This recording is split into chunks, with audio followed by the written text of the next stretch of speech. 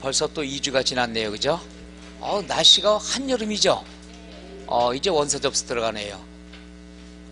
이렇게 좀 부담을 가지시라고. 더워지면은 원서 접수하고요. 시원해지면 시험 보러 가는 거고. 그거 남았습니다. 오늘 배우셔야 될 것이 124쪽인가요? 지난 시간에 납세 의무자까지 배웠죠? 어디 배웠는지 질문하면 안 되는데 또 질문했어요. 그죠? 그냥 오늘 어디서부터 합니다. 그러면 시작하면 되겠죠. 자, 오늘은 124쪽에 나와 있는 취득 시기가 되는데, 요 취득 시기라고 하는 것은 우리가 취득세라는 건 자진해서 신고 납부하죠. 언제부터 언제까지 신고 납부하죠? 됐어요. 물어본 내가 잘못이지. 취득일로부터 60일 이내에 신고 납부한다. 이건 꼭 알아두셔야 되겠죠. 증여다 그랬으면은 언제가 취득일로 보느냐, 이런 것들을 이제 배우게 되는 거죠. 그런데 취득식이라는 것은 작년에 시험이 여기서 한 문제 나왔습니다. 따라서 연속 출제되는 건 거의 없어요.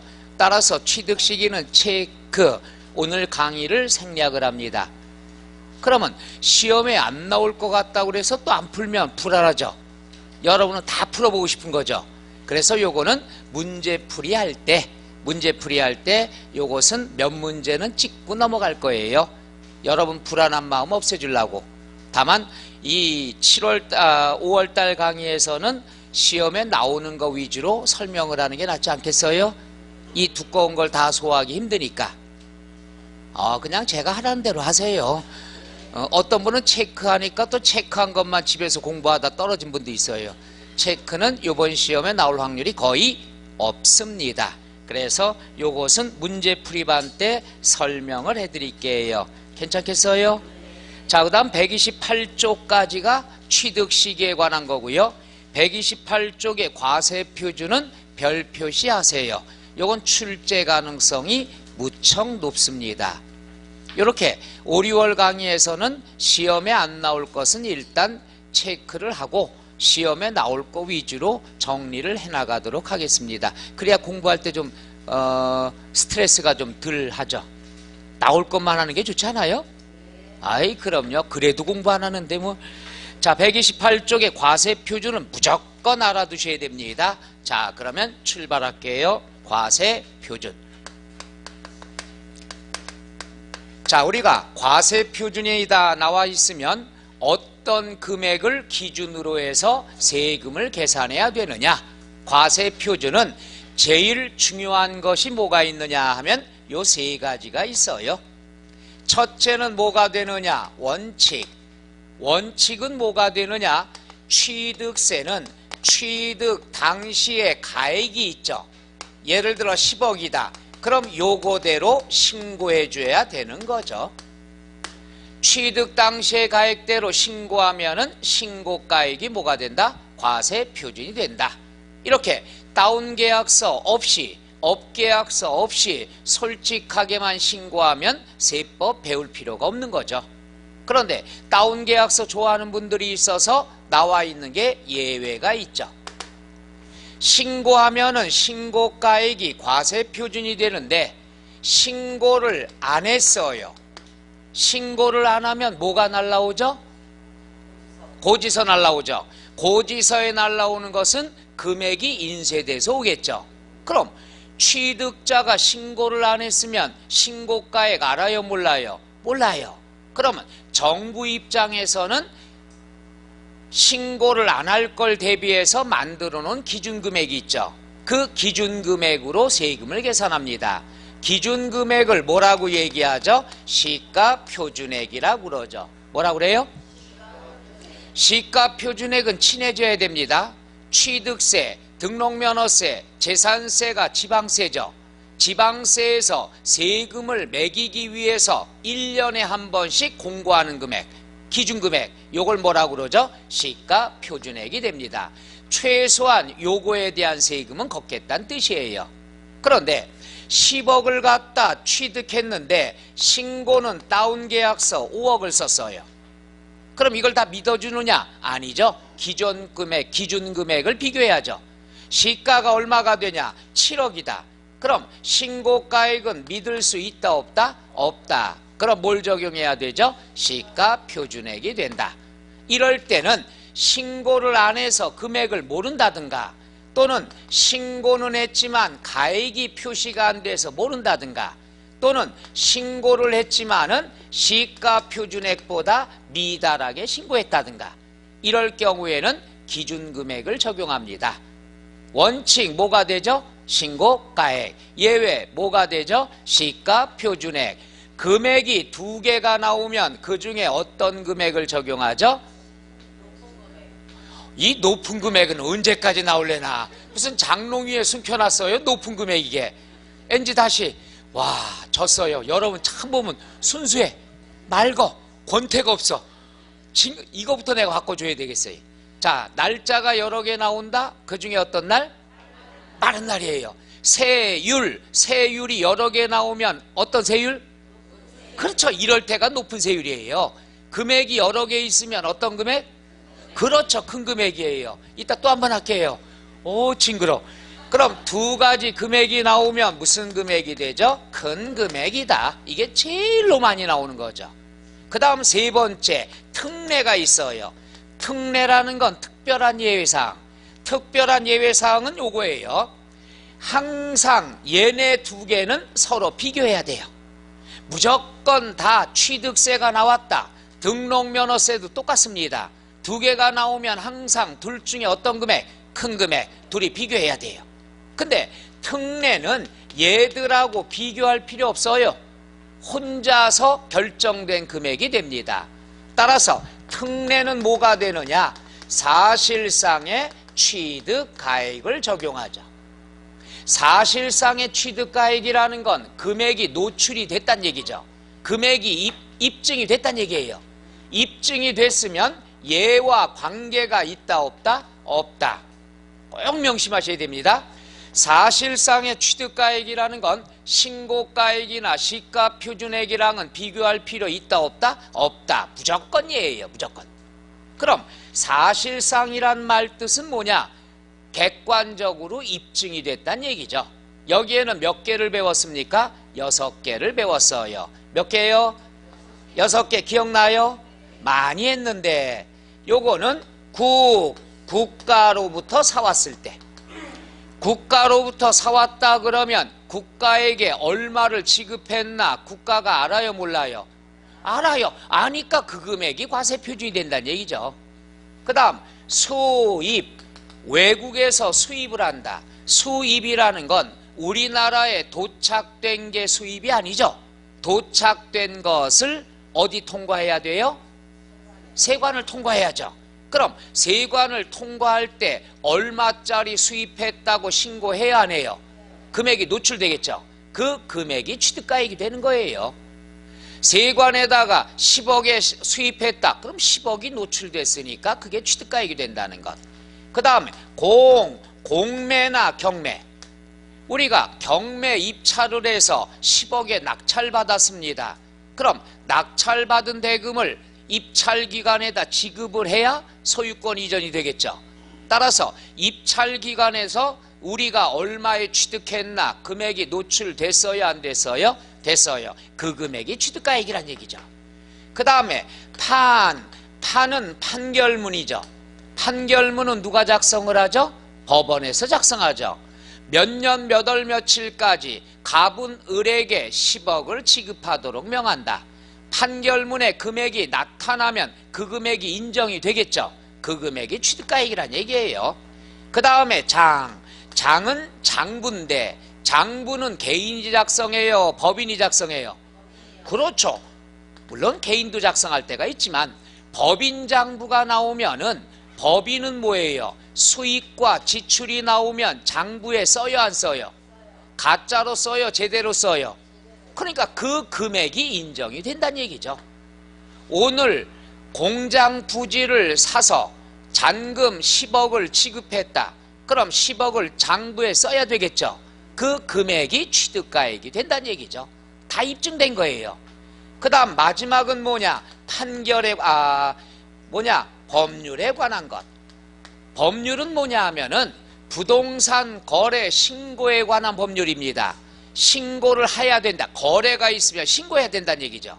그럼 신고할 때는 그 금액이 검증이 될 수밖에 없죠. 내가 100원에 샀습니다 라고 신고를 해야 돼요. 그럼 그 금액이 취득가액이 되는 것. 이거 무척이나 중요한 겁니다. 해서 국수, 공판장, 법률에 관한 것은 얘네들과 비교할 필요 있다 없다? 없다. 무조건 뭐가 된다? 사실상의 취득가액. 6개 한번 해보죠. 시작. 국수, 공판장. 그렇죠. 6개 꼭 알아두세요. 꼭 아셔야 됩니다. 그 중에 한 가지, 법인이 나왔다. 앞으로 문제에서 법인 장부, 법인이 나왔다 그러면 법인 장부에서 어떻게 입증된 금액이 취득가액이다. 꼭 알아두시면 돼요. 법인 하면은 뭘 보면 된다? 법인 장부. 요렇게 하면 끝나는 거예요. 그러니까 우리가 시험에 법인 나오면 앞뒤 가리지 않아도 됩니다. 취득세, 등록면허세까지는 법인이 나오면 항상 뭐가 된다? 법인 장부. 그냥 무조건 그렇게 연결시키면 돼요. 여기까지 끝. 요것이 바로 취득세에서 굉장히 중요한 우리가 뭐가 되죠? 과세 표준이 됩니다. 그 다음에 예를 들어서 증여가 나왔다. 증여가 나왔어도 똑같습니다. 원칙은 뭐가 되죠? 신고가액. 예외는 뭐가 되죠? 시가 표준액. 두 개가 같이 나오면 둘 중에 어떤 금액? 어이구 웬일이 돼? 높은 금액이 아니라 큰 금액. 그러니까 모든 건 다 두 개예요. 모든 건 다 두 개에서 어떤 금액? 큰 금액이고, 국수, 공판장, 법률에 관한 것만 뭐가 된다? 시작. 사실상의 취득가액이 되죠. 그 다음에 또 하나 여기 있으면 연부. 연부다 그랬으면 할부가 되겠죠. 할부다 그랬으면은 할부 금액이 됩니다. 따라서 연부는 뭐가 되죠? 연부 금액. 표정들이 다 처음 듣는 표정이에요? 올 때마다 나 이거 했는데. 연부가 할부인데 요거죠. 할부의 일종인데 돈은 1년에 한 번씩 주는 게 연부. 한 달에 한 번씩 주면 월부가 되는 거죠. 하루에 한 번씩 주면 일부가 되는 거고, 세법에서는 연부만 신경 씁니다. 한번 간단히 볼게요. 자, 100억짜리 아파트를 사는데 100년 할부로 샀다. 1년에 얼마씩 주죠? 1억. 요 할부 금액을 뭐라 그런다? 연부 금액이라는 거예요. 자, 그러면 1억을 연부 금액을 하는데, 연부 금액 그러면 맞는 답이에요. 그런데 경기에 따라서 1억을 다 줄 때가 있고 못 줄 때가 있겠죠. 따라서 연부 금액이다 그러면 약속한 금액이 아니에요. 약속은 어길 수도 있는 거죠. 자, 올해는 경기가 안 좋아서 7천만 원만 갚았다. 그럼 7천만 원이 취득가액이 되는 거예요. 따라서 연부 금액은 사실상 지급액을 얘기한다는 것, 요거 알아둬야죠. 왜냐하면은 다 사실상 취득가액이니까 약속한 금액은 항상 바뀔 수가 있다는 얘기죠. 따라서 연부금액이라는 말, 사실상 지급액을 얘기하죠. 그럼 시험에는 사실상인데 뭐라고 나올까요? 계약상, 이렇게 나올 때도 있다는 얘기죠. 여기까지 알아두시면은 과세표준에 관한 건 여기 안에서 나온다, 이렇게 보시면 되죠. 자, 빨리 한번 볼까요? 자, 129쪽에 보면은 맨 위에 일반적인 경우 1번 원칙 뭐가 된다고 그랬죠? 신고가액. 2번 예외 뭐가 되죠? 시가표준액. 시가표준액을 사용할 땐 그 지문이 똑같이 나옵니다. 어떨 때 시가표준액을 적용한다고 돼 있죠? 신고 또는 신고가액에 표시가 없거나 신고가액이 무엇보다 적을 때? 시가표준액보다 적을 때. 그 다음에 3번 특례. 특례는 신고가액, 시가표준액과 관계가 있다 없다? 없다. 항상 뭐가 과세표준이 되죠? 사실상의 취득가액. 연부는 뭐가 되죠? 연부금액. 괄호 1번 적용대상이다 그랬으면은, 자 보죠.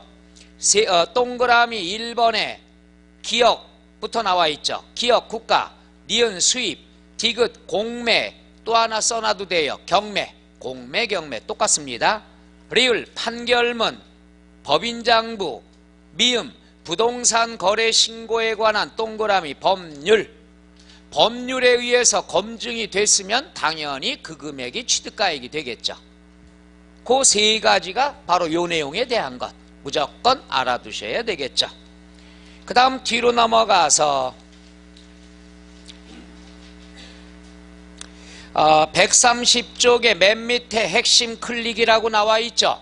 요건 나중에 문제풀이에서 설명을 할 거예요. 자주 나오진 않습니다.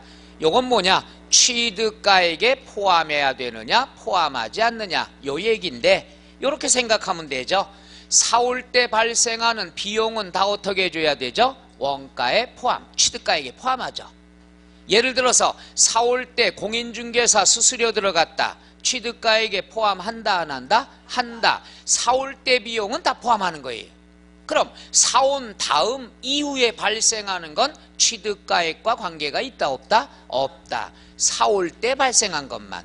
하나만 간단히 예를 하고서 넘어갈게요. 요거죠. 내가 에어컨을 사는데, 에어컨을 사요. 저게 10억짜리예요. 근데 내가 들고 올 수 없잖아요. 거기서 배달 안 해준대요. 배짱 튕겨요. 그럼 요거 트럭 빌려서 사와야 되겠죠? 그럴 때 운임이 1억이 들어갔다. 사올 때 운임은 당연히 취득가액에 어떻게 해준다? 포함이 된다는 얘기죠. 이해가요? 그런데 요걸 일주일 전에 샀어요. 일주일 전에 샀는데 오늘 망치로 두들겼어요. 그랬더니 고장이 났어요. AS는 우리가 내가 잘못했기 때문에 AS 무상이 안 된대요. 그럼 AS 수수료 1억 들어갔다. 요거는 취득가액과 관계가 있다 없다? 없죠. 사온 다음에 발생한 수리비니까 취득가액과 관계가 없다. 이런 개념만 먼저 알아두시면 돼요. 따라서 여러분이 아파트를 취득을 했다. 사올 때 들어가는 취득세라든가 중개인 수수료라든가 법무사 수수료, 사올 때 비용은 취득가액에 포함이 되지만 사온 다음에 발생하는 수리비 같은 거, 이런 것들은 취득가액과 관계가 있다 없다? 없다. 그렇게만 먼저 알아두시면 돼요. 그 다음 131쪽 맨 위에 연부 나와 있죠. 연부는 항상 어떤 금액이 된다고 그랬죠? 연부금액. 연부금액인데 괄호 안에 뭐라고 돼 있죠? 사실상 지급되는 금액을 말한다. 그 다음에 나온 거 보세요. 취득금액에 포함되는 계약보증금. 요게 시험에 여러 번 나왔습니다. 밑줄 안 해도 돼요. 왜? 지문에 답이 주어져요. 뭐라고? 취득금액에 포함되는 보증금이래요. 그럼 포함되니까 당연히 뒤에도 뭐가 나와요? 포함한다로 나오는 거죠. 따라서 취득금액에 포함하는 보증금은 당연히 포함되죠. 이게 상식적이죠. 근데 시험에 이게 여러 번 똑같이 나왔습니다. 헷갈릴 거 없어요. 여러분 부동산 계약서 쓰죠? 그럼 가자마자 주머니에 현찰 꺼내나요? 아니죠. 계약서 쓰죠. 그럴 때 보증금 얼마 걸죠? 당연히 취득가액에 포함이 돼야 된다는 얘기죠. 여러분 얼마 정도 걸어요? 오, 대단하십니다. 다른 과목은 이렇게 잘하시는데, 중개사법은 왜 이렇게 잘하시는데, 그 계약보증금은 당연히 취득가액의 일부를 먼저 주는 거니까 취득가액에 어떻게 줘라? 포함이 된다. 지문이 몇 번 나왔습니다. 그 다음에 3번 나왔어요. 건축물을 건축, 개수, 종류, 변경이 나왔을 때는 가액이 어떻게 되죠? 증가하죠. 증가하면은 그렇죠. 취득으로 간주된다는 얘기죠. 너무 잘하신다. 잘해서 서비스 하나 드릴게. 4번 밑줄 토지의 지목 변경. 자, 서비스 해드릴게. 자, 우리가 뭐가 나오냐? 토지의 지목 변경은 너무 많이 배웠잖아요. 토지를 지목 변경하면 가액이 증가된다. 가액이 증가되면 취득으로 본다 안 본다? 본다. 도리도리하다 들킨 사람이 있어요? 이거 너무 많이 했잖아. 더워. 간주 취득은 4개가 있잖아요. 그죠? 건축물을 개수하거나, 그 다음 차량 기계 선박의 종류 변경이 있거나, 토지의 지목 변경이 있거나, 과점 주주가 되면은 가액이 증가되죠. 가액이 증가되면 취득으로 간주한다. 그래서 뭐라고 그러죠? 간주 취득. 어쩜 이렇게 눈동자가 맑아요? 요거 두 가지로. 자, 이제 원래 계획이 많이 했으니까 이제 어려운 걸 지금 추가하려고 왔는데 이게 안 되니까 이거 할까 지금 막 고민하고 있는 거예요. 자, 토지의 지목 변경은 개인이냐 법인이냐 두 개가 있어요. 개인이냐 법인이냐. 물론 새로운 건 아닌데 개인이다 그랬으면 요거죠. 자, 농지가 있었는데 10,000원짜리였어요. 이게 택지로 개발이 되면서 대지로 개발이 됐어요. 지목 변경이 됐죠. 그래서 가액이 150,000원 올라갔어요. 그러면 10,000원이 150,000원 됐으니까 얼마가 가액이 늘어났어요? 140,000원만큼 취득으로 간주한다는 얘기죠. 이해가요? 그러면 요 140,000원은 어떻게 계산한 거죠? 140,000원? 아니 140,000원 나온 건 대답을 잘하더만 어떻게 나왔냐니까 뚝담을 해요. 아, 쉽게 생각해. 빼줘서. 얼마나 좋아요. 빼줘서. 왜 이 말을 못해? 엔지 다시 한번. 140,000원 어떻게 나왔어요? 빼줘서 나온 거 아니에요. 빼준 건데 150,000원은 변경 후, 요거는 변경 전이죠. 따라서 시험에 지문이 나올 때는 지목 변경 전에 시가 표준액에서 변경 후에서 변경 전에 시가 표준액을 어떻게 해주죠? 빼주죠. 빼준 잔액 차액이 바로 뭐가 되죠? 취득 가액이 되는 거죠. 140,000원. 이해가요? 요건 개인일 때. 그럼 법인은 뭐냐? 법인이라는 것은 항상 아까 얘기했죠. 법인이 나오면 항상 여기에 들어간 돈은 다 장부에 쓴다고 그랬죠. 법인이 나오면 취득가액은 뭐가 되는 거죠? 법인 장부로 해서 입증된 금액이 취득가액이라는 얘기죠. 말 이해가요? 그러니까 토지의 지목 변경이다 그러면 개인은 변경 후 시가표준액에서 변경 전 시가표준액을 빼주는 거고, 법인이다 그러면 법인은 뭐예요? 지목 변경에 들어가는 공사비 같은 거 있겠죠. 이런 것들은 어디에 써요? 장부에 써요. 장부에 입증된 비용이 취득가액으로 인정이 됩니다. 그러니까 법인은 무조건 지출되는 건 다 장부에 쓴다는 얘기죠. 오케이? 그래서 문제가 나왔을 때 개인이냐 법인이냐를 꼭 보시면 됩니다. 해보죠. 토지의 지목 변경. 기본서에는 없습니다. 그래서 여러분한테 서비스를 해드리려고 그랬어요. 오늘 오면서도 자, 광주에서는 이제 배울 만큼 배웠으니까 요건 잘하실 거니까 법인 하나 툭 던져 넣어보자 했는데 다시 핑계김에 설명하면 되죠. 해서 지목이 변경, 토지의 지목 변경이 나왔다 그러면 개인이냐 법인이냐 이렇게 보시고, 법인이 나왔다 그러면 항상 뭐에 입증된다? 법인 장부다. 이렇게 접근하시면 됩니다. 뭐 새로운 건 아니고요.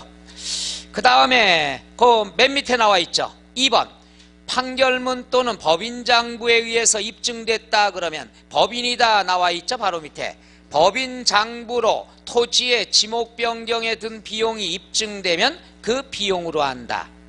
그러니까 지목 변경했는데 법인이다 그러면 항상 어디에 있는 금액이 된다? 법인 장부에 대한 거다. 이렇게 알아두시면 되겠죠. 그 다음 132쪽에 6번 나왔습니다. 요 6번에 관한 건요, 이따가 등록면허세하고 똑같습니다. 똑같으니까 지금 알아두면 이따가 편하죠. 요건 두 가지예요. 첫째, 법인이 아닌 자. 법인이 아닌 자면 당연히 뭐가 될까요? 개인이 되는 거죠. 뭐 했을 때? 건축하거나 대수선을 했을 때. 여기도 똑같은 거예요. 요거랑 같은 개념이죠. 한번 해볼게요. 법인이냐 법인이 아닌 자냐 이거죠. 그럼 법인이다 그러면 공부할 필요 없죠.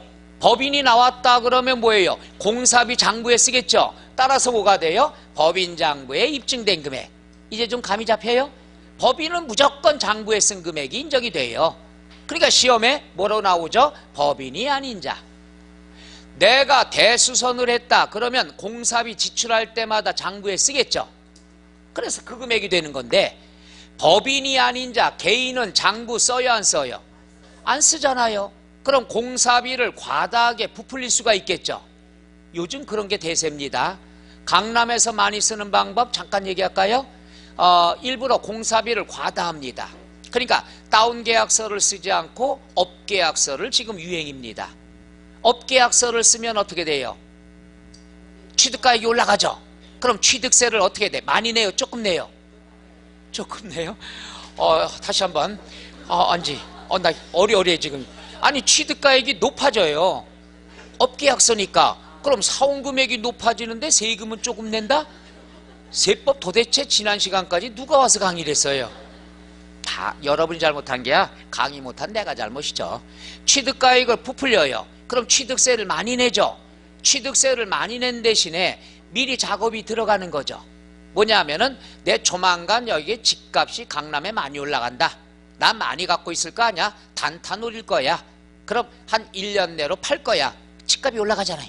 그러면 아예 취득가액을 과다하게 업계약서 쓰고 취득세는 싸니까 더 내. 그런 다음에 양도할 때 양도 차익이 그만큼 줄어들겠죠. 줄어들면 비싼 양도소득세는 피할 수 있다는 얘기죠. 이게 올해 강남 트렌드입니다. 들키면 가산세 물죠. 우리 배웠던 대로. 거받네요. 가산세 내는 것보다, 가산세 그런 과태료 내는 것보다 내 양도소득세 줄이는 게 더 크기 때문에 들켜도 눈 하나 깜짝 안 해요. 없는 사람은 그냥 이거 세금 덜 내려고 보들보들 떨면서 다운계약서 쓰려고 그러는데 올해 트렌드가 집값이 급상승을 하게 되면은 실무에서는 이런 식으로 업계약서를 많이 씁니다. 업계약서. 그러니까 그런 그때 다르니까 다운계약서 너무 좋아하지 말고요. 집값 많이 올라가는 데는 미리 작업을 해서 절세하는 게 좋은 거예요. 제일 아까운 게 세금 내는 거죠. 저 세법 강의하면서 제일 아까운 거예요. 남한테 주면 고맙다라는 소리나 듣죠. 밥 한 끼락도 사주죠. 이거는 국가에다 세금 내는 건 뭐예요? 많이 내도 그만이고 덜 내도 그만이고 고맙다는 소리 하나도 안 하죠. 그런 게 이제 실무적인 것. 다만 올해 같은 경우는 업계약서가 유행이다. 이렇게 알아두시면 되고, 여기는 뭐 다운계약서 쓰려고 난리죠. 왜? 서민들은 너무나 착해요. 당장만 절약하려고 그래요. 이게 나중에 양도소득세가 더 크게 몰려올 텐데. 그러니까 항상 세법은 정답이 없습니다. 그때 다르다는 것. 세법 정답이 있으면 사기꾼이에요. 그때 다르다는 것 알아두시면 되고. 자, 그래서 이건 뭐냐? 법인이 아닌 자가 공사비를 부풀릴 수가 있으니까 이걸 막기 위해서 꼬시는 거예요. 야, 개인아, 네가 대수선하냐? 건축하냐? 알았어. 공사비를 입증자료를 보내줘라. 입증자료라는 것은 뭐냐? 내가 공사비를 줄 때 나는 장부에 쓰지 않지만 건설회사한테 공사비 주면 건설회사는 수입으로 장부에 쓰겠죠. 내가 1억 줬으면 상대방은 장부에다 1억의 수입을 잡겠죠. 그걸 갖고 와라 이거예요. 상대방의 장부에 입증된 금액을 갖고 오면은 너 공사비 마음대로 늘려주겠다. 꼬시는 거죠. 그래서 나한테는 혜택을 주고 그 다음에 상대방을 추적을 해서 세금을 부과하겠다는 뜻이죠. 따라서 우리가 법인이 아닌 자가 건축이나 대수선을 했는데 공사비의 취득가격의 90% 이상을 몇 프로 이상? 법인장부에 입증이 됐을 때, 여기서 말하는 법인장부는 나예요, 남이에요? 그렇죠. 남의 장부에 입증된 금액이 90% 이상이면 너한테 1, 2, 두 가지를 다 합한 금액을 공사비로 인정해 주겠다. 하나는 뭐냐? 그 법인장부에서 입증된 금액은 무조건 인정해 주고, 장부에는 없지만은 계산서라든가 세금계산서에 표시된 것도 인정해 주겠다. 공사비 다 인정해 주겠다. 여기서 10억이다, 여기서 2억이다, 모두 12억을 취득가액으로 인정해 주겠다는 얘기죠. 그래서 우리가 개인이 건축을 했을 땐 두 가지가 포인트입니다. 자, 누구만 되죠? 개인. 몇 프로 이상? 90% 이상. 시험에 요게 80%. 맨날 나오면 80% 나와요. 아예 답을 가르쳐 드릴게. 나오면 80%. 제일 헷갈릴 게 80%거든요. 왜? 80%가 왜? 70% 안 나와요. 60% 안 나와요. 왜 80%만 나올까요? 헷갈리라고? 9나 8이나 뭐가 헷갈려? 요건 중과산세가 80%가 있기 때문에 취득세에서 배우니까 헷갈리라고. 아니 답 가르쳐줬어요 내가. 무조건 법인이 아닌 자 나오면 여기서 틀리게 나와요. 이거는 틀리게 안 나옵니다. 그래서 두 가지만 하시란 얘기죠. 법인이 아닌 자를 누구라고 그래요? 개인. 몇 프로 이상이 법인장부에 입증돼야 되죠? 90% 이상. 그렇게 하시면 됩니다. 항상 똑같이 나왔어요. 자, 그래서 거기 나와 있는 거 보시고 7번 토지 등의 밑줄 일괄 취득 나와 있죠. 일괄 취득이다 그랬으면은 요거죠. 자, 두 가지를 같이 설명해 드릴게요.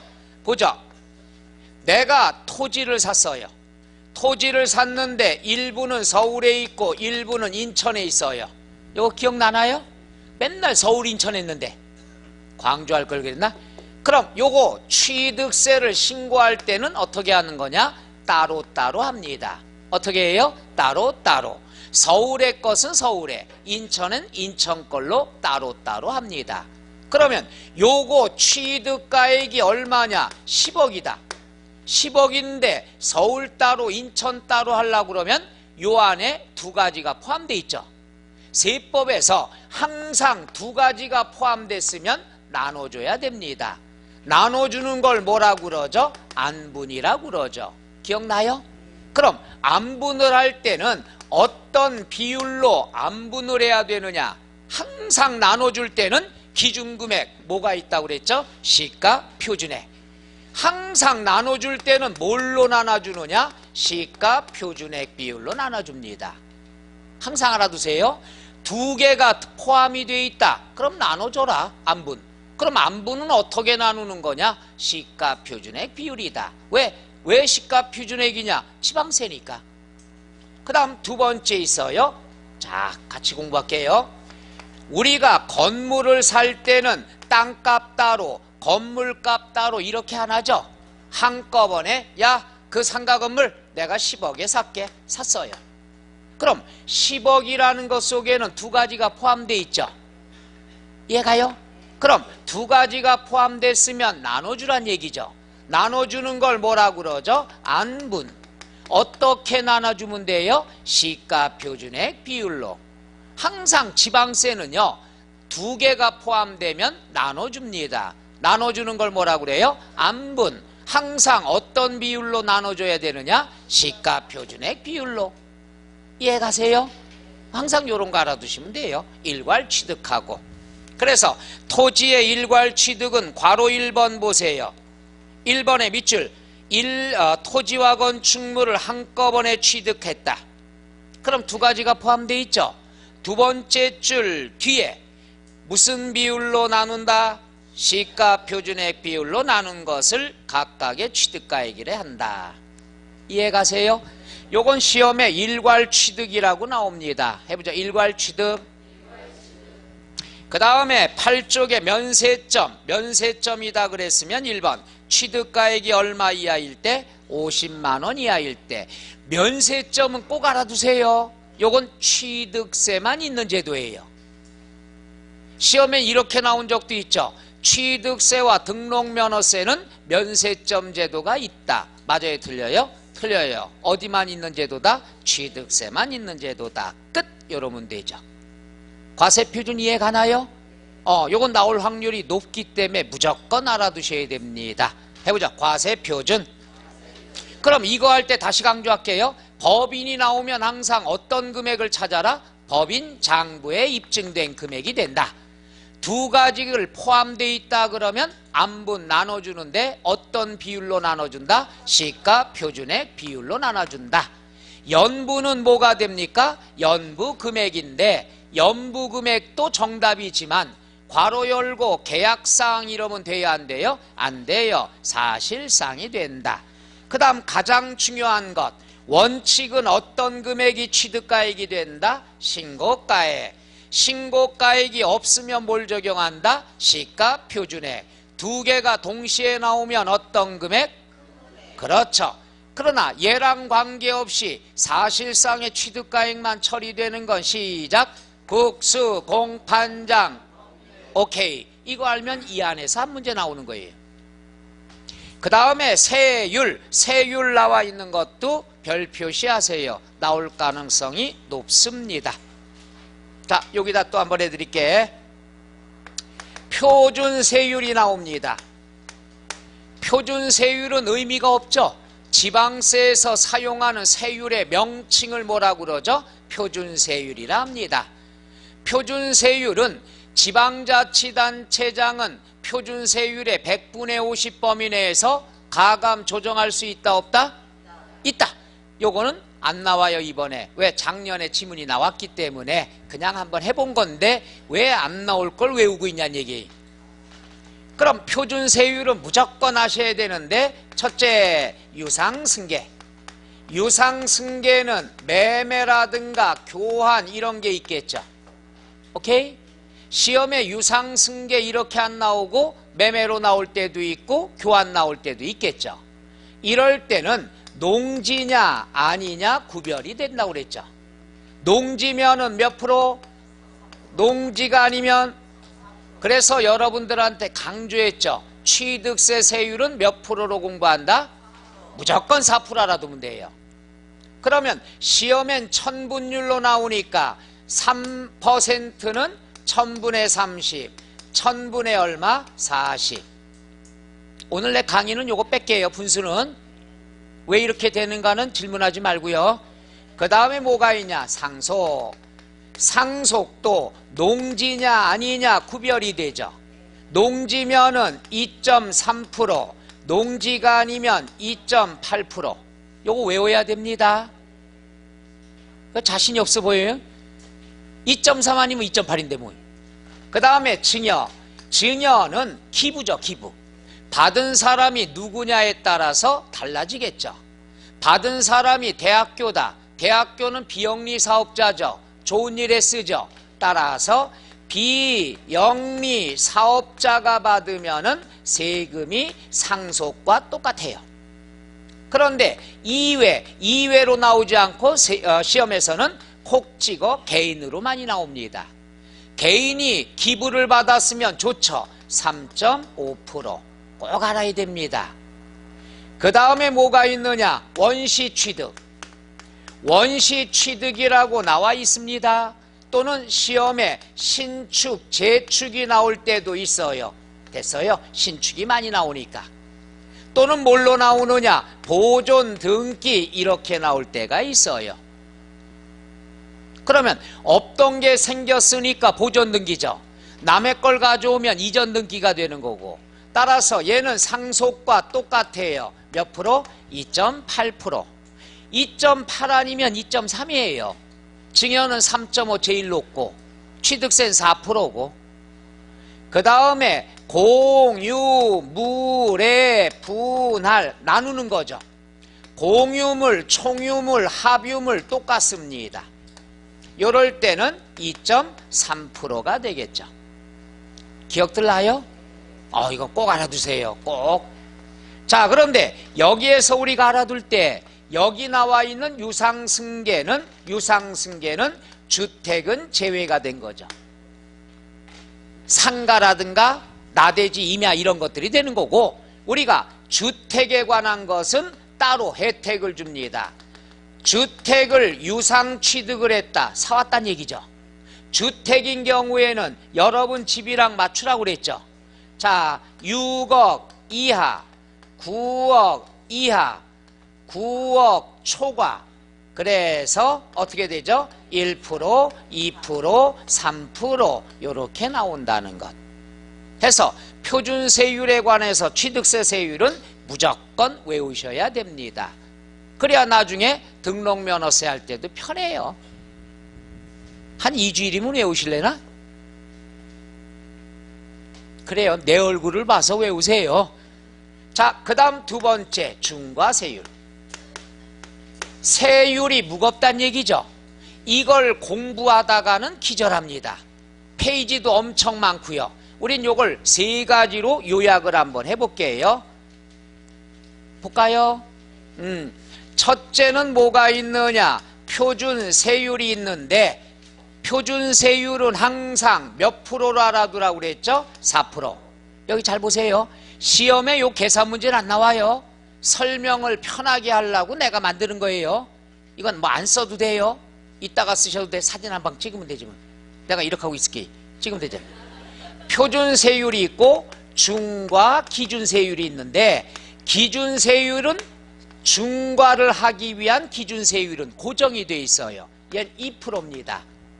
얘는 그때그때 다르죠. 뭐 이거면 4%고 농지 사오면 몇 프로가 되죠? 3%가 되는 거고 표준 세율은 그때그때 달라요. 근데 기준 세율은 고정이에요. 몇 프로? 2%. 여기에 대해서 100분의 400. 100분의 400은 몇 배란 얘기죠? 4배. 그러면 2, 4는 8, 8%죠. 그러면 요걸 더해 주는 거예요. 4%, 8% 더하니까 몇 프로? 12%. 이건 외우는 게 아니에요. 설명하기 위해서 하는 거예요. 그럼 다른 건 4% 취득세를 매기는데 얘는 12%예요. 엄청 비싸죠. 왜는 능력이 있다는 얘기예요. 능력이 있다는 것은 뭐냐? 사치성 재산을 취득할 때. 그러니까 사치성 재산, 상가를 사면은 취득세가 4%예요. 사치성 재산을 사면 몇 프로예요? 12%가 됩니다. 몇 배 중과세가 되죠? 4배. 사치성이니까 4배란 얘기죠. 이렇게 외우라고 그랬죠? 사치성 몇 배? 그런데 사치성 재산으로 나올 때도 있지만 사치성 재산이 뭔지는 알아야 될 거 아니에요.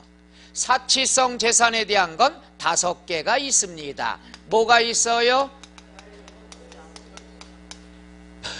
해보자. 별꼴 쓰리고 별별별별 이러지 말고 별꼴 쓰리고 한 번 더 시작. 별꼴 쓰리고 외우면 뭐예요? 뭔지 모르는데 별은 뭐가 되죠? 별장. 별장이 제일 많이 나와요. 별장 사오면 무조건 몇 프로? 4%. 몇 배? 4배. 4%가 아니에요. 그 다음 골은 뭐가 되죠? 골프 그러면 어떻게 해? 골프 장인데 골프 회원권이 나올 때가 있어요. 골프 회원권은 사치성이 아니에요. 그 다음에 이 골프장은 회원제 골프장만 돼요. 스크린 골프 연습장 안 돼요. 속으로 우리 동네 스크린 골프장도 회원제로 하는데 쿠폰 주는데 들이대지 말아요. 회원제 골프장. 그러니까 골프장이 나오는데 시험에는 뭐가 나올 때가 있냐? 스크린 골프 연습장 또는 골프 회원권 나옵니다. 그런 것들은 사치성이 돼야 안 돼요? 안 돼요. 그런 것들 걱정이 된다. 그 다음에 쓰리고 고고고 이러지 말아요. 숨막혀. 고고고 무슨 닭도 아니고 고고고 하지 말고 쓰리고는 장소를 생각해요. 원고는 초보자입니다. 명절 때 집에서 해요. 집을 뭐라 그러냐? 고급 주택. 그럼 주택은 2가지가 있죠. 일반 주택이 있고 고급 주택이 있습니다. 요거 차이점 뭐냐? 여러분 엘리베이터가 집 안에 있어요? 아니면 현관 밖에 있어요? 그럼 여러분은 일반 주택. 안에 있으면 뭐가 돼요? 고급 주택. 여러분은 저 집 안에 수영장 있어요? 없어요? 수영장이 있으면 고급 주택, 욕조가 있으면 일반 주택. 이렇게 나누면 되겠죠. 그러니까 여러분이 살고 있는 집은 다 일반 주택이 되는 거예요. 고급 주택은 이렇게 돼 있다. 그거 알아두시고 투고는 강원랜드가요. 맞들렸다는 얘기죠. 고급 오락장. 오락실 아니에요? 이분 오락실 많이 다녔나 봐. 그런데 가지 말아요. 그럼 바다 이야기도 잘하시겠네. 오락실, 오락장. 그럼 오락장은 어떤 것들을 얘기하느냐 그러면 뭐예요? 강원랜드 같은 데도 되지만 또 남자들이 가는 데가 있죠. 이분 왜 그래? 빠찡코가 강원랜드. 호텔 빠찡코요? 많이 가셨나봐요. 이거 모르는 게 없어요. 호텔 안에 있는 빠찡코라는 것은 지금 뭐 내국인은 다 못 들어가잖아요. 외국인 위주로 하고. 그런데 가셨다는 건 오래전에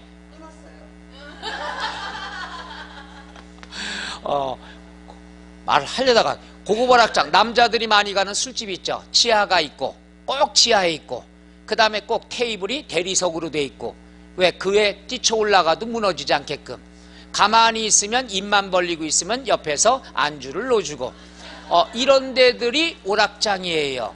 남들이 얘기하는 뭐 유흥주점 뭐 이런 데죠. 룸사롱 이런 데들. 그러니까 남자들이 그런 데 가면은 나쁜 뜻이 있어 가는 게 아니라 오락하러 가는 거예요. 그러니까 그러려니 하고 보내주고 돈 좀 넉넉히 주고 이러는 거죠. 오락장이에요. 또 여러분들이 합격자 모임 1차가 고깃집이고 2차가 나이트클럽이죠. 그 나이트클럽도 오락장이에요. 따라서 여자분들이 그런데 카바레 나이트 간다 그럼 보내줘요. 왜? 오락하러 가는구나. 이분이 빠친코 가서 하듯이 똑같은 거예요. 이런 데가 다 오락장이 되는 거니까 색안경은 안 쓰고 보면 되겠다 이거죠. 남자분들 잘했죠? 치아 가면 남자 돈 많이 줘요. 괜찮아요.